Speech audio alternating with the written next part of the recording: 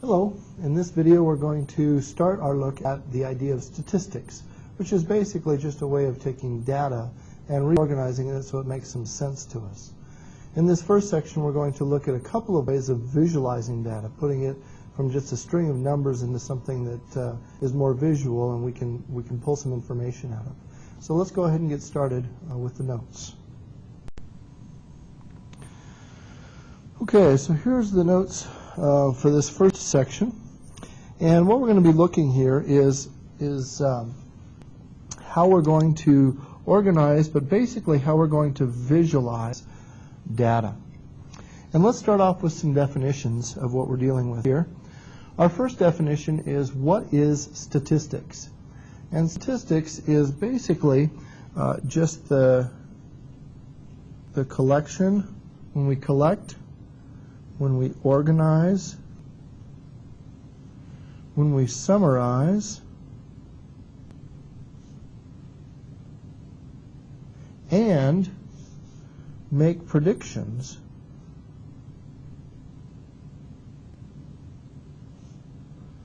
from data. All right, we're going to take that data, we're going to collect it, we're going to put it in some organizational fashion, summarize what we have, and then we always like to make predictions from it. In fact, you see that in the news a lot, where people will say, well, statistics tell us this, or whatever. They're trying to make some predictions from that data. Data, well, we can define that just to be numerical information.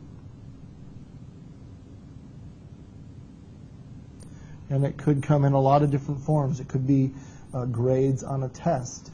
It could be heights of people in a classroom. It could be the ages of people in a workplace, those sort of things. So it could be anything. It's just some sort of numerical information.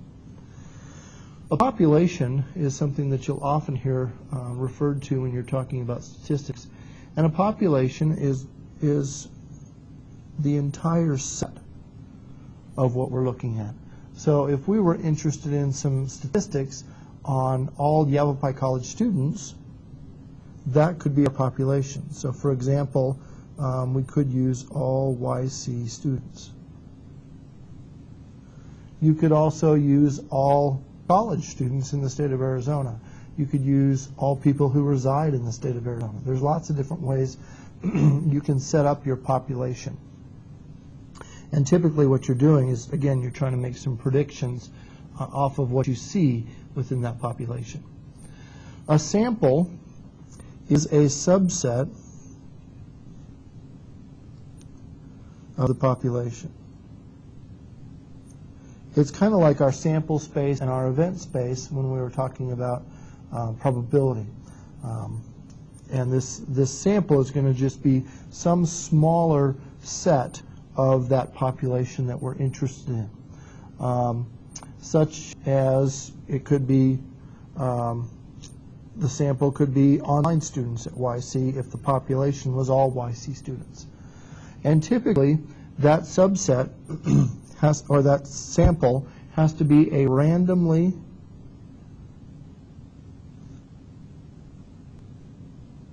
selected subset that models the population.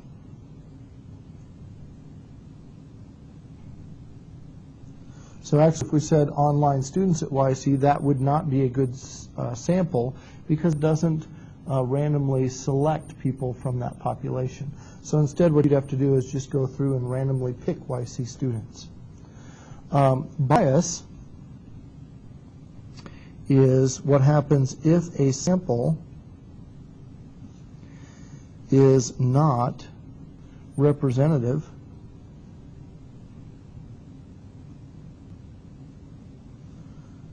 of the population.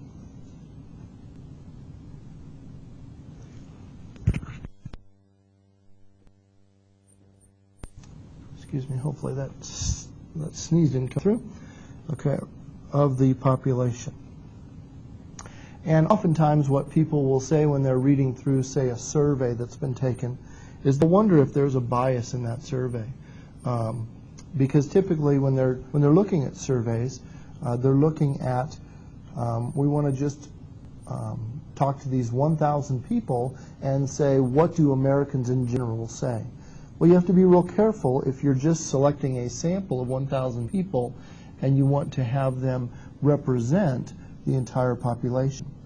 And it's easy to get bias with that small of a sample. But there are companies who have, that's their work, is to make that something where they can have a good sample out of the population, but it's small enough to deal with. Okay, we want to look at two different things here. The first one is the idea of frequency bias, or frequency distribution. I'm sorry, I got bias on the brain. Frequency distribution. And this is one way of visualizing data. And let's say we've got this example here. The principal of a grade school has asked the faculty members to report how many students in each of their classes has called in sick due to a recent flu outbreak. And the data is listed below. So notice all I've got here is just a set of numbers. And when we look at that, it's really hard to make heads or tails out of what's happening with that data. So we need to have some way of summarizing and organizing that data. And what we're going to do is we're going to make a table out of that data. And that table is going to have several pieces. Notice what we're looking at here is we're looking at absences. So the first part of our table is we're going to have absences. And what I want to do with the absences is I want to break them down into groups. All right, so I want to group them together. And when I look at my numbers here, it looks like the smallest I have is 1, and it looks like the largest that I have is 15. So what I'd like to do is I'd like to make some groups, and those groups, well, 3 might be a good size. So I'm going to say 1 to 3 absences are going to go together, 4 to 6, 7 to 9, 10 to 12, and 13 to 15. All right. Then what I need to do is I need to look at the frequency with which something shows up in that group. And the way I'm going to look at the frequency is I'm going to just make hash marks as I go through and look at the data. So I'm going to look at the data and just kind of mark them off as I go. So I've got the number 4, and that would go in this group. Okay. Then I've got the number 10, which would go in this group. Number 12, which would go in this group also. The number 9, which would go up here. The number 10, which would go here. 4 would go here. 1 would go up there. 8 is here. 9 is here. 14 is there. 4, 11, 13, 9, 15, 3, 5, 8, 11, 10, 7, 8, 6, and 12. Alrighty? So there's my frequency. And what I'm going to do is just count up the tallies that I've got. So I've got 2 times that I had an absence between 1 and 3. I had 5 times my absences were between 4 and 6, 7 times, and 3 times. And then I can take that and I can also use that to develop what's called the relative frequency. And the relative frequency basically just says what percent of the time is something coming up in one of these groups. Okay, so this is percent of the time. And in order to determine this, in order to find this, this percentage, the first thing we need is we need a total. So I'm going to look at all of these and I'm going to add them up and I'm going to get a total of, let's see here, 10, 22, 24 absences or 24 students in that class. Alrighty. So now I can go ahead and I can come up with my relative frequency. It would just be the number that showed up in this group divided by the total, which would be, and then I'm going to turn that into a decimal. So 2 divided by 24 is 0.083333. Multiply that by 100 to turn it into a percent. And I'm going to get about 8.3%. All right. And when we do the next one, 5 out of 24, that comes out to be about 20.8%. 7 out of 24 is about 29.2%. 7 out of 24 again is 29.2%. And 3 out of 24 is 12.5%. And a nice little check is that all those percentages should add up to around 100%. We do have some rounding here, so there may be a little error there, but it should be fairly close. So that's one thing we can do, is we can set up a frequency table that allows us to take a better look at what these numbers are telling us. And notice that it's telling us that a lot of the students are right in this range right here. We can also make what's called a histogram, or you'll also see that that's just a fancy name for a bar graph that deals with frequency. And so a bar graph, the way we set up bar graphs, is we've got two axes. One down here is going to be the reported absences. And what's going to be along this axis is going to be the frequency.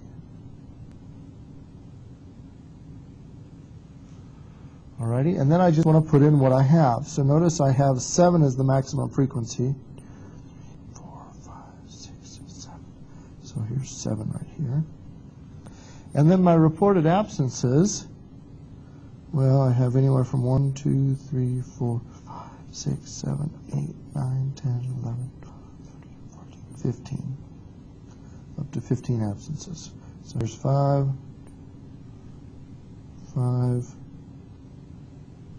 10, and 15. And now what I want to do is I want to make bars that show what I'm dealing with. So I had between 1 and 3. So you can either make it at 1 and at 3, or sometimes you'll see they go from a little less than 1 to a little more than 3, so that the bars connect together. I don't really care if you do that or not. So we're going to be from 1 to 3, and we go up to a frequency value of 2. And then we just fill in that bar. And then 4, 6 is going to go up to a frequency of 5.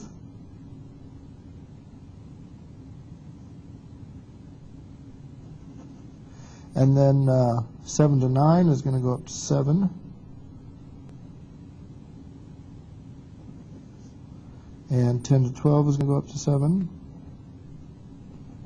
And the last one is going to go up to 3. So that just gives us another way of visualizing that data. And notice both of these are going to be much easier to read than just that string of numbers. Okay, so that's a frequency table, and frequency tables are used to make histograms, which are just frequency bar graphs. The other type of visualizing that we can do is what we call a stem and leaf diagram. And a stem and leaf diagram is basically just taking the number and splitting it apart. So here's what I'm going to do. I've got this example. The following are the number of home runs hit by a home run champion in the National League for the years 1975 to 1989. That's this first set of data. And from 1990 to 2004, and that's this second set of data. And I want to compare these home run records using both a simple and a double stem and leaf diagram. So let's start off with the simple.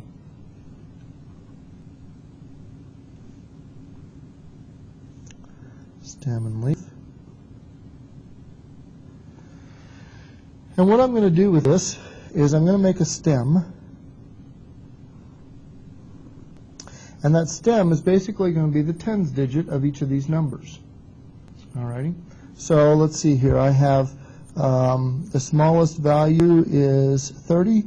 And the largest value is 50, so my stem is going to be 3, 4, and 5. And then for my leaf, what I'm going to do is I'm going to put in the values as I see them, and you can either go from largest to, or from smallest to largest, or you can just put them in randomly. Typically, people try to put them in from smallest to largest. So if I look up here at my data, it looks like the smallest I have is 31. Alrighty. Looks like the next one is going to be 36 right here. So what I'm going to do is and you can either put commas in here or you can just stack them up. And this represents a 31, this one represents a 36. Then I've got 3 37s, so I'm going to have 3 7s. And then I'm going to have a couple of 8s. And then I've got a 39 over here as well. And that's all the 30s. Then I go to the 40s, and I have a 40. So that would be a 4 and a 0. I have another 40. I have a couple of 47, a couple of 48s, a 49, and then I have a 52. So notice what it ends up looking like is it kind of ends up looking like a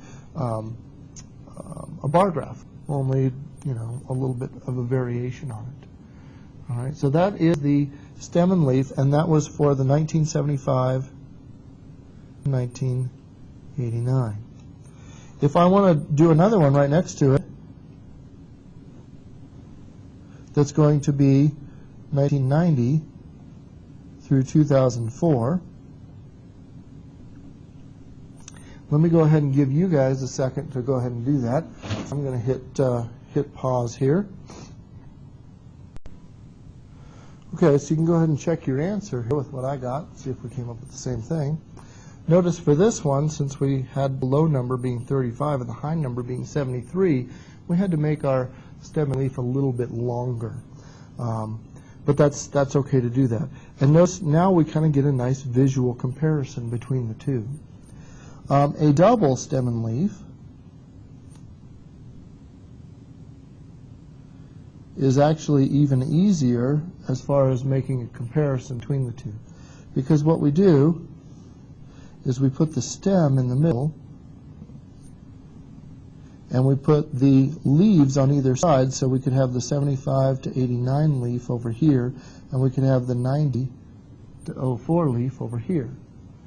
And then I can just put in my numbers, and I'm just going to stack them out this way. So 1, 6, 7, 7, 7, 8, 8, 9, and that's for a stem 3. And then over here I had 5 and 8. And for 4, I had 0, 0, 7, 8, 8, 9. I had 0, 0, 6, 7, 7, 8, 9, 9. For 5, I had a 2 and a 0. And then 6, I had nothing over here. I had a 5 over here. And then 7, I had a 0 and a 3. All right, so those are what we do as far as stem and leaf diagrams. And you can either just look at one, or you can compare them this way, or with a double stem and leaf. You can also, if you look at this first one, you could also set that one up in such a way that makes it a little easier to look at, since everything's going to lump together. You could break up your stem, and you could have 2 3s, which would represent 30 to 34, and then 35 to 39, 2 4s, and then a 5. And then if you do your leaf then, all right, then you would get just a 1 here, because that's going to be 30 to 34, and then 6, 7, 7, 7, 8, 8, 9. And then you would have a 40 and a 40, and then a 7, 8, 8, 9, and then a 2. All right, so that allows you another way of breaking that apart.